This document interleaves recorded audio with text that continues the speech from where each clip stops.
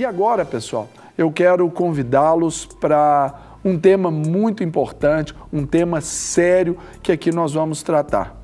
Imagine aí você, a senhora em casa, você que nos assiste de qualquer lugar do Brasil e do mundo, imagine uma cena de pernas abertas, calcinha aparecendo, blusa levantadas como se fossem modelos adultas. Seria muito comum pelo que já temos visto na mídia, se fosse para mulheres adultas, não é verdade? Mas nós estamos falando de uma publicação com crianças, isso mesmo, com criança. E esse ensaio, ele foi intitulado Sombra e Água Fresca, que foi publicado pela revista Vogue Kids neste mês. E eu quero perguntar para você e para os nossos convidados, quais os perigos das publicações como esta? Quais as consequências que esta divulgação pode acarretar para as nossas famílias, para as nossas crianças? É o que nós vamos comentar aqui agora com os pastores que eu convido para tratar desse assunto, para enriquecer a sua manhã. Pastor Washington de Sá, líder do Ministério Proteger Brasil. Salve sua família também, não é, pastor? É isso aí. Seja bem-vindo. Obrigado. Deus te abençoe. Estava muito sumido, viu, pastor? Verdade. Ele até achou que eu tinha vetado a participação dele aqui. Eu pensei que o Serginho quer que eu fale, mas não. O assunto é um assunto interessantíssimo, um assunto bem atual e fica ligado. Convida aí, você conhece pai, mãe, não perca, faz contato, manda o WhatsApp, manda e-mail, fica ligadinho, porque o assunto é bem pertinente. E eu também trago aqui o pastor do Ministério de Adolescentes da Lagoinha, o nosso querido Wagner Correia, o Capacete. É nóis. Capacete, seja bem-vindo, Deus te abençoe. Sempre é bom estar aqui com vocês, né? Obrigado. Hoje eu participei daquela mesa gostosa. Não. Aquilo ali é uma coisa mais reservada. É, só para vocês. Então aqui, a gente, para começar a conversa, que tal a gente ver algumas dessas fotos publicadas aí na revista? Porque eu acho que vai corroborar, vai embasar mais aquilo que a gente vai estar falando aqui. Vamos conferir algumas fotos dessas?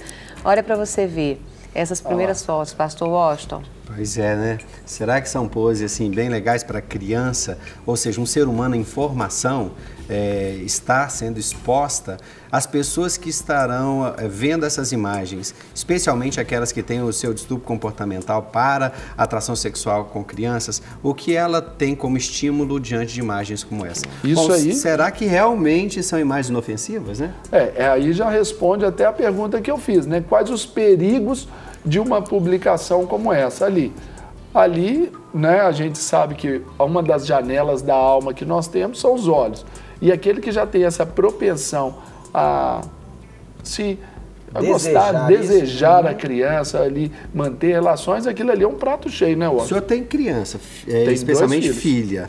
O Wagner também. Vocês achariam normal que suas filhas estivessem em poses semelhantes a essa? É justamente isso que eu ia falar. De forma pública, assim, principalmente? E mais do que a pose, do que só para os adultos verem.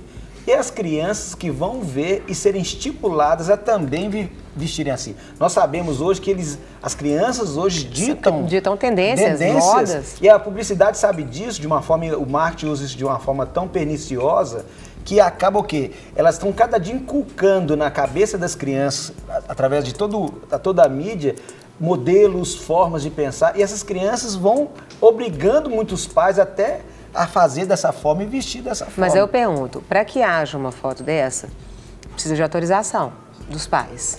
Então a responsabilidade é dos pais.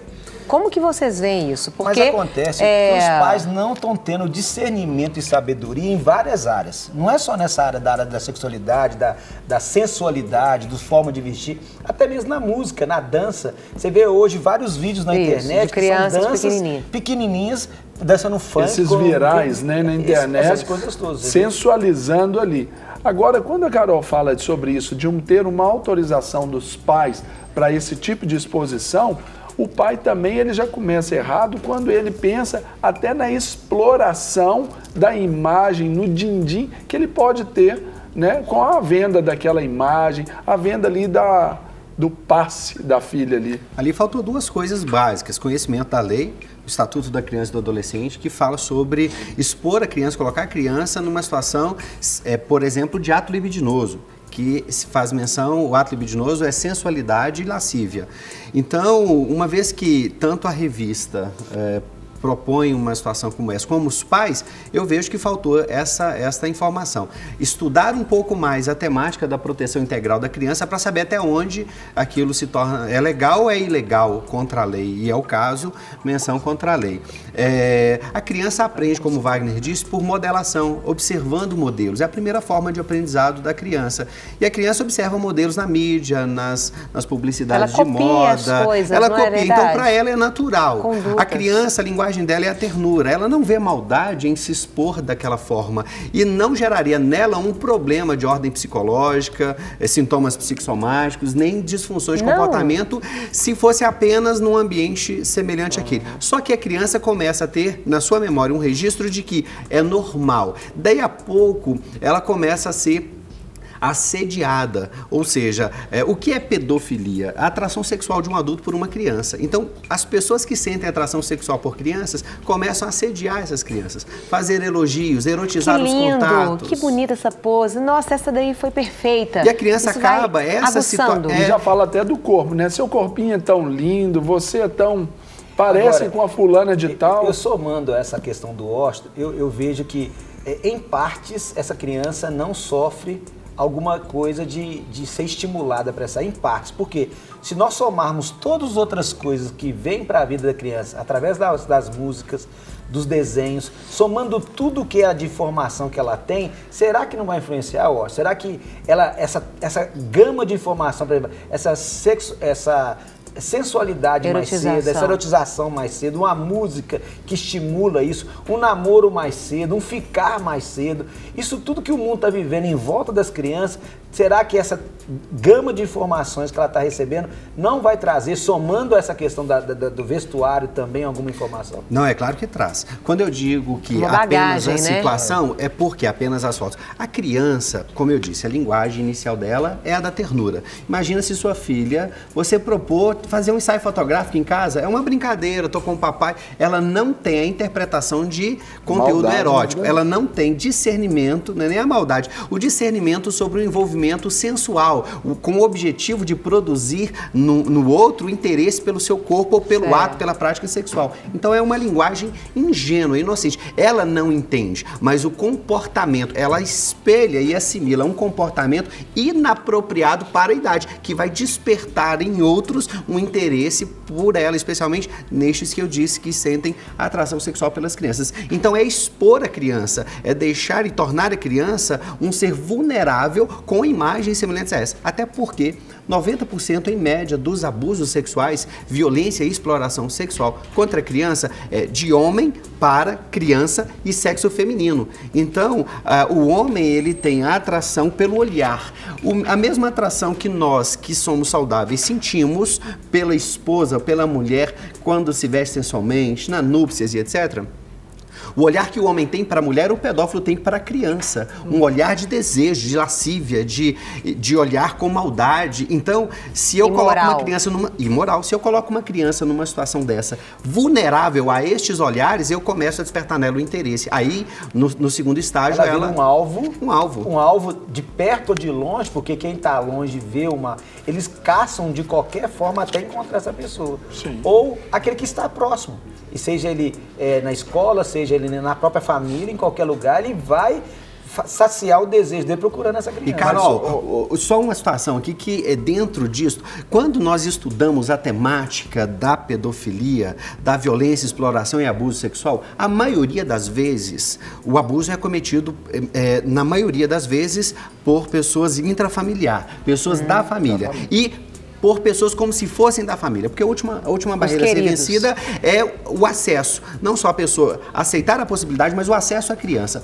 Então, esta pessoa que tem acesso à criança e sentiu atração por ela, ele vai construindo um ambiente erotizado, ele vai erotizando, sensualizando o contato com brincadeiras, jogos e envolvendo a criança. Então, até chegar ao momento... E é sempre uma situação de construção gradativa, vai só aumentando até o abuso em si. Mas isso aí, como você disse, é uma questão comportamental, uma questão aí, e comportamento é processo, a gente sabe disso.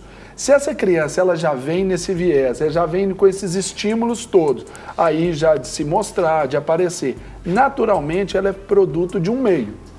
né? Os seus pais normalmente já veem, já têm essa tendência, os seus pais, eles já visualizam isso e planejam.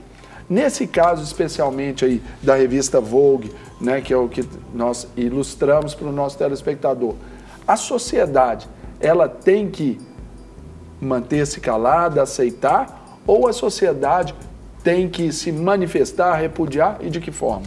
Olha, nós já temos assim feito, graças a Deus, nosso país já tem feito um bom trabalho nesta temática. O Brasil é considerado um dos países de ponta na elaboração de leis. Nossas leis são boas, são muito bem trabalhadas e elaboradas, especialmente.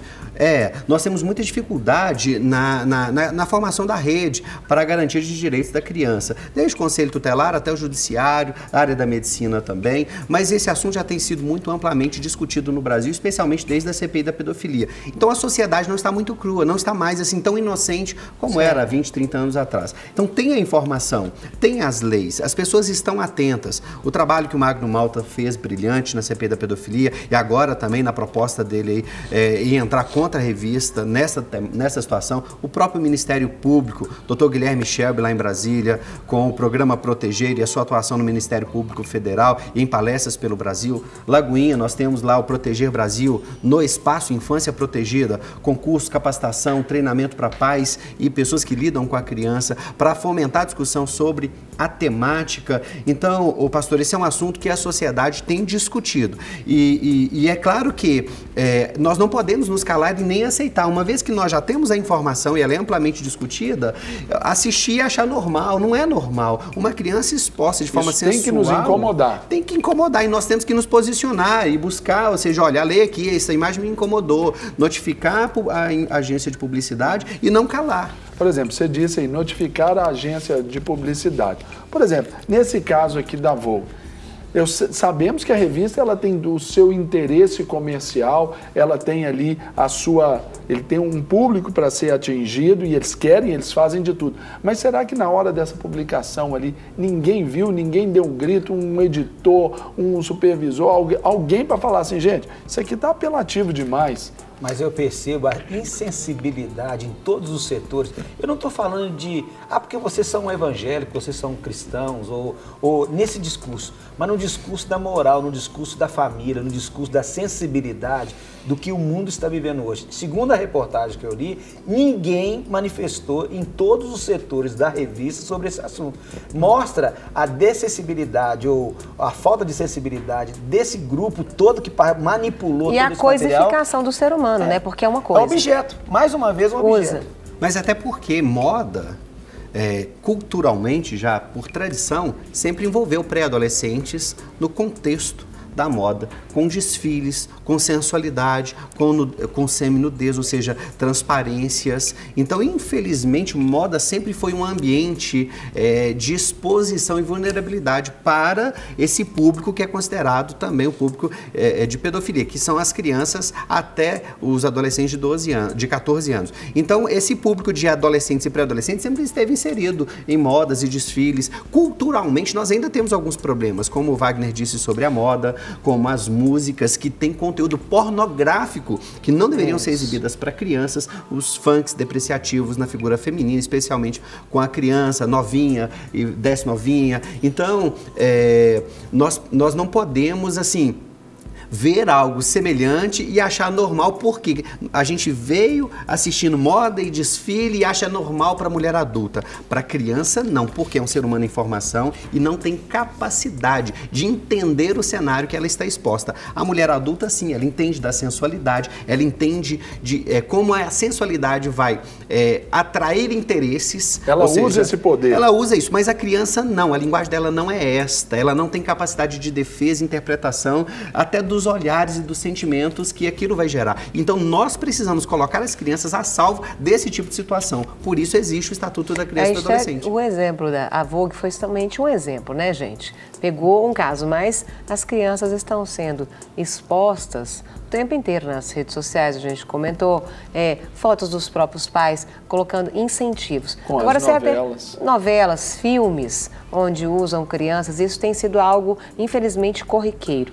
Mas eu fico pensando também, quando vocês falam aí das mulheres, o papel da mãe de influência com a filha, será que hoje, com essa sensualidade realmente tão grande das mulheres, essa falta de identidade mesmo que eu vejo das mulheres, isso também não é algo que está refletindo aí nas crianças por estarem assim, tão sensuais e ser algo tão natural? Porque tem crianças que você vê que a sensualidade tem sido algo forte. Como que você vê, Wagner? Até porque você trabalha com essa faixa etária. E às vezes você pode pegar ali a criança que está chegando e você já perceber isso nela. Eu vejo um distanciamento da família muito grande dos filhos. E essa influência dos pais na formação dos filhos. E com essa distância também, aliada a essa distância, uma questão de entendimento de como se processa a infância, seja em que fase for, seja ela na primeira, segunda ou na pré-adolescência, os pais não têm noção e muitas vezes conhecimento e não querem ir para um banco ou ir para uma palestra para entender, não querem ou não vão, não arruma tempo para entender esse universo. Não é prioridade. Não é prioridade. Como que a criança, como processa toda a aprendizagem da criança, como que ela vê o mundo, como que ela assimila as coisas. Então, essa falta de preparo faz com que os pais querem dar muito bem outras coisas para as crianças, na formação, em outras coisas, mas esquece. Fica acima do ser. Fica. E Wagner, quando a criança é exposta a esse tipo de conteúdo e a ausência dos pais ou mesmo a permissão dos pais, isso reflete na adolescência? Nós vamos ter toda a questão da explosão na adolescência, porque o estímulo na infância ou as coisas não resolvidas na infância, elas afloram de uma forma... Os nãos que deveriam ter sido dados na infância. Os nãos, os sims também, né, que barrando ou limitando também. Isso. Eles não acontecem na infância, chega na adolescência, explode isso tudo e a falta dos limites, a falta de uma construção que foi feita na infância para limitar, para trazer um consenso para esse adolescente, ele chega na adolescência com todas as influências, com a explosão que ele tem de conhecer, de ver o mundo todo, falta esses limites, esses controles para ele, porque ele vai ser influenciado e já vem com o estímulo desde a infância que vai aflorar muito mais forte na adolescência. Então imagina, essa sensualidade que foi explorada, que ele não tinha noção, mas ele foi construindo isso. Ele atraiu olhares, ou ela atraiu olhares. Ela foi alvo de desejo. Chega na adolescência, ela vê que aquele mecanismo faz com que ela atraia as pessoas. Que ela quer, em vez de valorizar o que ela tem por dentro, ela valoriza o que é o corpo que ela pode mostrar, é a sensualidade que ela pode mostrar para poder atrair as pessoas. Então, inverte os valores, invertem aquilo que pode ser valoroso. E aí eu pergunto, pastor Washington, ele foi falando, eu fiquei pensando. Hoje em dia, né, a gente usava tanto crianças pequenas, aqueles vestidinhos longos, compridinhos, até no pé. Hoje são as mini saias. Eu acho que o senhor podia falar um pouquinho da seriedade, da importância dos pais nas vestimentas das crianças. Por quê? Se você começa a acostumar a sua criança a usar sempre uma sainha acima do joelho, a usar sempre uma roupa onde expõe o próprio corpinho, mesmo ela sem perceber, ela vai crescendo. E hoje em dia, as saias que estão sendo usadas são cintos. Né? São literalmente cintos que as meninas têm usado como saia. Então, acho que o senhor podia falar um pouquinho sobre isso. Né? A gente tem muitos pais que assistem, como nós precisamos preservar os nossos filhos. Né? Muito bem colocado, porque eu tenho ficado cada vez mais assustado com as roupas das crianças. Eu faço palestras por todo o Brasil, em igrejas e locais públicos, para o público-alvo, que é quem lida com a criança, e muitas vezes com criança presente. Tem palestras que é dinâmica com a família, com as crianças à frente, os pais atrás, e mesmo na igreja cristã evangélica, que deveria ter mais pudor ainda, mais atenção ainda, porque tem Tito 2, fala sobre as mais velhas ensinar as mais jovens, e não tem tido esse cuidado. Até nas igrejas as crianças têm se vestido de forma muito sensual. Eu estive em um shopping esta semana e entrei em uma loja de departamento, uma das maiores do Brasil, e tinha um micro short. Eu tenho uma filha, a Maitê. Um beijo, Maitê, papai te ama. Maitê nunca vai usar aquele shortinho em nome do Senhor Jesus. Vai ter um bom exemplo. Papai e mamãe vão colocar os limitadores assim bem definidos. Era um micro short, bem acima, ou seja, a partir da costura ele vinha próximo da cintura, como você disse. Muito curto. E esta vestimenta erotizada, sensual, é este modelo do adulto transportado para a criança. O que acontece? Por que tem sido uma tendência para as pessoas que têm desenvolvido moda colocar a criança de uma forma sensual e erotizada? Porque a mulher adulta já, infelizmente, boa parte delas já se tornou comum a erotização. E até a nudez nas novelas, nos filmes, nas revistas, nos outdoors. E o que acontece, pastor? Nós homens fomos criados para descobrir a mulher. Deus fez o homem e depois ele viu que não tinha... O homem olhou a natureza, não tinha nenhuma que fosse parecida. Deus fez Eva e levou para que Adão pudesse contemplar. Então o homem gosta de olhar. O homem foi... O homem pelo que ele vê. Então esta atração, imagina então o homem que ele aguardava o casamento porque ele não descobria a nudez da mulher. Ele não via. A mulher se vestia e se protegia, então ele queria essa descoberta. Ele amava, construía ali o sonho do casamento, aguardava o casamento. Conquistava. Para poder descobrir a nudez. Hoje essa nudez não é velada. Qual era a nudez ainda velada até pouco tempo? Das adolescentes. Mas hoje até na internet as adolescentes estão se desnudando. E a própria moda da adolescente. Em exibição. Qual ainda é a nudez ou erotização velada que as pessoas estão procurando? Da pré-adolescente e da criança. E tem uma lei para protegê-las. Não podemos aceitar de forma nenhuma que nossas crianças sirvam de atração para este desejo do olhar daquele que já se satisfez pela internet com tanta pornografia, com tanta nudez, com a mulher exposta de forma tão vulgar e vulnerável. Então temos que proteger nossas crianças desta perversão. Ô Washington, até para registrar esse momento aqui que nós estamos trabalhando aqui no programa para levar instrução para casa do nosso telespectador, alguns telespectadores já se manifestam aqui através da participação aqui pelo nosso CAT, e a Nayara aqui de Belo Horizonte, vejam bem a postura dela aqui. Eu também vi esta matéria, achei um absurdo e pelo site do Ministério Público eu fiz uma denúncia. Como povo de Deus, as crianças devem ser guardadas, devem ser protegidas pelo Estatuto da Criança e do adolescente. Como ela chama? Nayara. Parabéns para você, viu, Nayara? Glória a Deus pela sua vida. É essa que é a postura dentro daquela pergunta que eu fiz. A sociedade, ela precisa se manifestar de dar o grito, né? O que, como diria Martin Luther King, o que me incomoda não é o grito dos maus, é o silêncio dos bons. Não é isso? Uma outra telespectadora que não quis se identificar diz assim: quero dizer que isso é um absurdo. Os próprios pais expondo as filhas dessa forma é triste demais. Então, fica aí o registro, né, que é a amostragem, né? É a amostragem que nós temos aí do nosso telespectador, que de fato também não aceita esse tipo de situação. E a Nayara, como ela ofereceu essa denúncia ali pelo próprio site do Ministério Público, né, o Ministério Público acionou a revista Vogue. E numa nota, a revista Vogue trouxe a sua posição para nós e eu gostaria de lê-la aqui ao vivo no programa. Então, abre aspas, notas da revista Vogue Brasil. Abre aspas. A Vogue Brasil, responsável pela publicação de Vogue Kids, em razão de recentes discussões em redes sociais envolvendo a última edição da revista, mais especificamente o ensaio de moda intitulado Sombra e Água Fresca, vem esclarecer que jamais pretendeu expor as modelos infantis a nenhuma situação inadequada. Seguimos princípios jornalísticos rígidos, dentre os quais o respeito incondicional aos direitos da criança e do adolescente. Como o próprio título da matéria esclarece, retratamos as modelos infantis em um clima descontraído, de férias, na beira do rio. Não houve, portanto, intenção de conferir característica de sensualidade ao ensaio. Respeitamos a diversidade de pontos de vista e iremos nos aprofundar no entendimento das diversas vozes neste caso, buscando o aperfeiçoamento das nossas edições.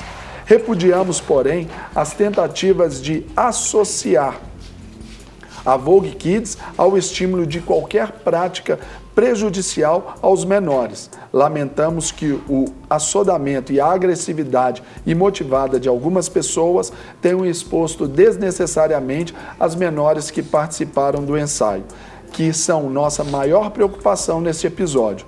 A missão da Vogue Kids foi e continuará a ser a de tratar a infância com respeito que ela merece, abordando com respeito e sensibilidade questões contemporâneas e que vão muito além dos editoriais de moda, fecha aspas. Deixa eu fazer um breve comentário. Claro.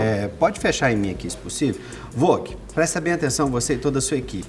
Não se trata de ponto de vista, como mencionado, ou de colocações infelizes em redes sociais. Trata-se de lei. Nós estamos falando do Estatuto da Criança e do Adolescente. Recomendo vocês que, se desejam continuar trabalhando com crianças, que estudem mais as leis vigentes no nosso país. Porque nós não somos tolerantes com sensualidade com crianças. Não aceitamos ato libidinoso. Publicações semelhantes a essa ou qualquer outro conteúdo semelhante, continuaremos a nos falar e nos posicionar contra a erotização precoce, contra a erotização e sensualização das nossas crianças. Não estamos falando de pontos de vista, estamos tratando de uma ciência chamada lei, ok?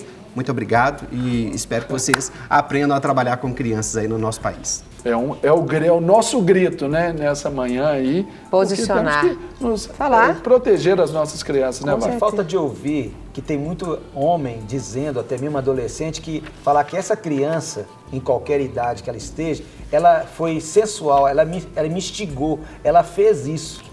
Ou seja, mais uma maldade por não saber e conhecer. Assim, não foi ela que foi culpada, ela que se vestiu dessa forma, ela que se comportou desse jeito, ela que dançou desse jeito. Como se a criança fosse culpada, tivesse capacidade de entender. Ela aprendeu, ela aprende, a criança aprende por imitação, não é verdade? Então ela imitou alguém que foi autorizada por outro alguém. Com certeza. E essa questão de, como a Nayara tomou como atitude, que cada dia mais esse caminho fique mais curto, iniciativas como essa das pessoas, do cidadão brasileiro, de denunciar, porque esse mecanismo está cada dia mais próximo das pessoas. Antes era uma coisa bem distante, mas hoje ele é muito mais conhecido, esse caminho, e tem pessoas super responsáveis que abrem essas portas para poder receber essas denúncias e vão adiante com ela. Antes elas ficavam meio guardadas, arquivadas, mas hoje eu estou vendo um trabalho seríssimo no Brasil que tem levado a longe, e a atitude foi tomada, está aí na reportagem, foi recolhida, foi mandada recolher, entendeu? São atitudes que vão valer a pena. Quando nós ficarmos quietos e calados, não vai acontecer nada, mas quando denunciarmos e formos em frente, a coisa vai acontecer. Pastores, queremos agradecer vocês, foi uma bênção, pastor Wagner, pastor Washington. Obrigado. Realmente sempre enriquece, né, Serginho, nosso programa. É verdade.